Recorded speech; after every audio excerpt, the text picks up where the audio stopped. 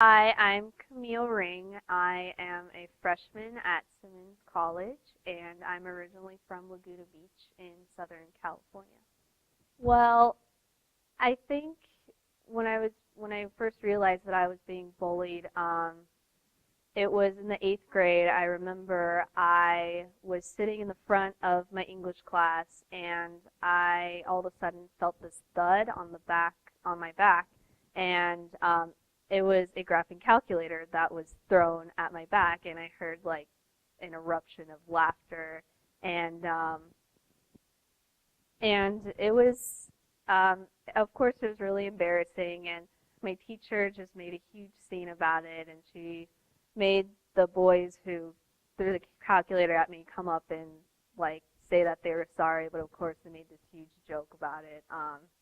So I thought that maybe the bullying would stop at the end of eighth grade, but it continued into high school. I remember especially my first period health class was really, really bad. I was humiliated in front of the class. Like whenever I would raise my hand and ask a question or anything, they would say some comment, and of course everyone would start laughing. Or when I was giving a presentation, they would ask all these stupid questions, and it's just like, well, can I just give my presentation without you humiliating me? So that was really hard, and I remember a lot of times I would end up just being so devastated from what happened during that first period that I would just start crying, and I would run out of the classroom and I would call my mom just in tears and beg her to come and pick me up and take me away from school. And I missed a lot of school because I was so worried um, about what was going to happen and for the rest of the day, and I couldn't deal with it. And of course it didn't get better in 10th grade, and I was just like, when is this going to stop? I mean, these it was mostly just a group of boys that just kept picking on me, and I'm just like, why? Like I've I've always been a quirky person, but I didn't think I was super abnormal. But I think it was just because I was so quiet and shy in class that,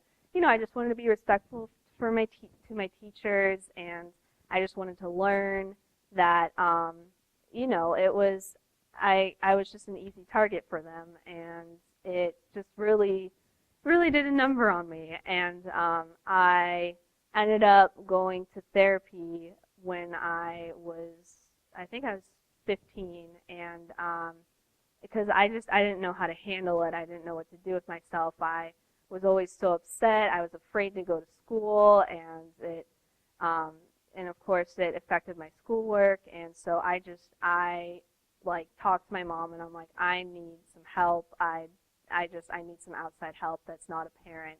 That's not a teacher. That's not anything. And so I ended up going to therapy, and that actually really helped me because my therapist just told me to just ignore them and to just act like it's not affecting you. And that's what I did, and it actually ended up working. I mean, of course, I would still get, occasional remarks here and there, but eventually I was just like, why am I like paying attention to these people? And, like why is this affecting me? Like, why do I care so much about what they think? Like, I'm fine with myself, and I don't understand. And it's funny because all of my friends would always be like, oh, like I loved high school. Like, I don't understand how you could have like not liked high school. Like, I was fine with high school. And I'm like, well, how would you feel if you were picked on constantly and you were always just ridiculed and singled out, and no one would step up and help you? Like, no one said anything, and you were just alone. I mean, not even my teachers would stand up for me. And I would go talk to them, and I would be like, I don't know what to do about these boys. Like, they won't stop picking on me. They'd say, oh, don't worry. I'll try and handle it. And then they would kind of try to handle it, but I don't really think they did enough. Um, they didn't really give enough of an effort because they still kept picking on me. And I mean, there was no stopping these people. But once I learned to just like ignore them and just not pay attention to what they said, then I just learned to deal with it, and I had to deal with it for the last 2 years of high school. And the day I graduated was probably the most uplifting, just one of the best days of my life, because I was like, I am away from these people. I don't have to deal with them.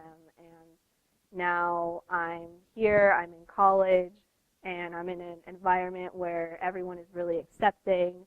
And I feel that I'm in such a better place now, and I feel a lot more welcomed, and I feel like it has gotten better for me, and I can accomplish anything I want in my life, and I just shouldn't listen to people just because they have some opinion about me doesn't mean that it's true. So I guess that's my story.